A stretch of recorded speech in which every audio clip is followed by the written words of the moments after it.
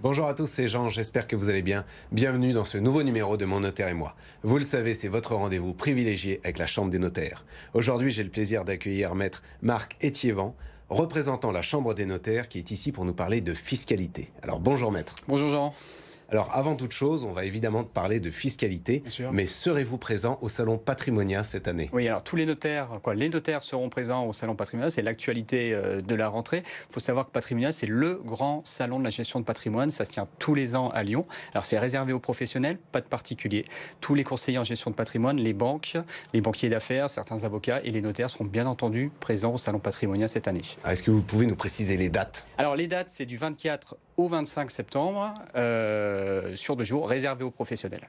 D'accord. Alors, qu'est-ce qu'on peut dire sur la loi de finances, qui est un peu l'intérêt de votre présence ici, qu'on creuse un peu la fiscalité pour cette nouvelle année? Alors, si on résume, plus de mauvaises nouvelles que de bonnes nouvelles quand même. Alors, est-ce qu'on peut commencer par les mauvaises nouvelles? Alors, les mauvaises, ça, les Lyonnais s'en sont bien rendus compte, c'est l'augmentation des frais d'acquisition.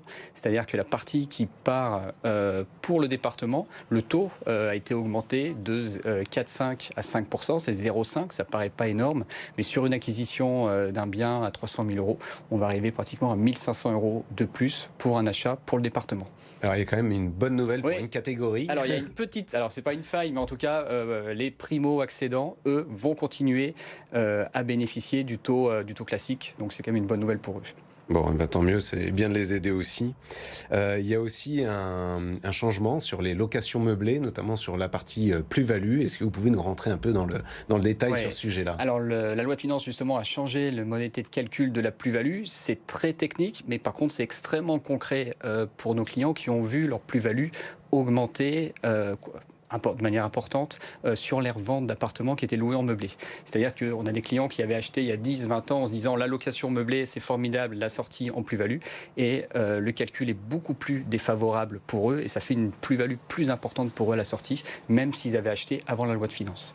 Alors, le changement intervient notamment sur la partie amortissement. Sur la partie amortissement, c'est ça. Est-ce que vous pouvez nous détailler un petit peu le sujet? L'intérêt de la location meublée, c'est l'amortissement, c'est-à-dire que tous les ans, les propriétaires peuvent déduire un amortissement, c'est comptable, mais ça permet de leur baisser le chiffre qu'ils ont fait, et donc ça baisse leur imposition. Mais ce qui est gagné en amont sur l'imposition tous les ans va être perdu ensuite à la plus-value lors de la sortie. C'est-à-dire que même si vous revendez au même prix où vous avez pu acheter, mathématiquement, on va considérer qu'il y a une plus-value.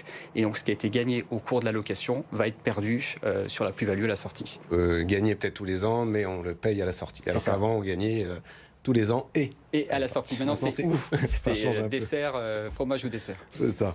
Alors, il y a aussi peut-être des bonnes nouvelles. Quelles sont les bonnes nouvelles? Des bonnes nouvelles, non, je ne serais pas allé jusque-là. Une bonne nouvelle, il y a un abattement exceptionnel qui s'applique jusqu'au 31 décembre 2026.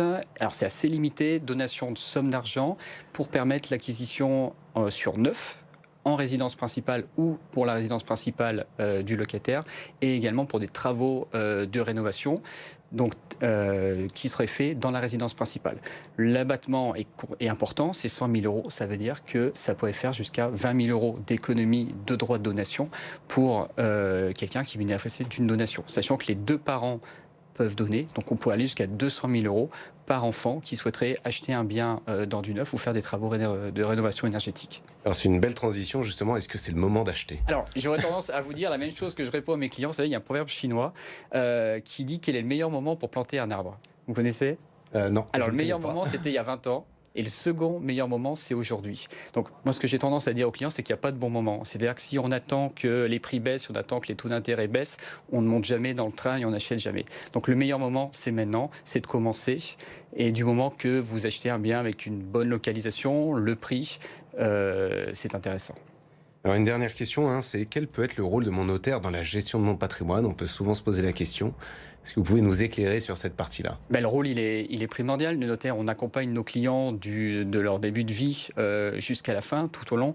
Et de manière générale, plus on anticipe, plus on va voir son notaire tôt, plus on se pose les questions en amont, plus on a le temps et la possibilité de mettre en place des montages qui ne sont pas forcément très onéreux. Ça peut être des fois quelques ajustements, mais qui peuvent permettre d'avoir une transmission déjà qui va se passer bien avec les enfants, parler de tous, avec tous les enfants autour de la table, et puis en même temps baisser considérablement la fiscalité.